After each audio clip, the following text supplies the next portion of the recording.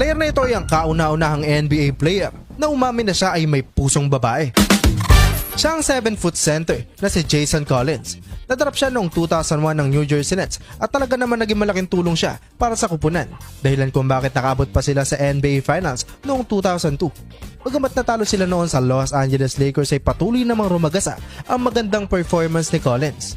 Well, dumaan ang panahon at nakakuha siya ng magandang reputasyon bilang isang magaling na defender, kung kaya't maraming mga NBA teams ang napuntahan ni Collins. Pero ang matindi dito mga repa ay ni isa sa mga naging kakampi niya ay hindi man lang nahalata ang pusong babae ni Jason Collins. Kaya naman laking gulat ng karamihan noong April 29, 2013 nang sinapubliko niya na siya ay isang pating. Samot-sari ang reaksyon ng mga fans at mga NBA players ukol sa paglalantad ni Jason Collins.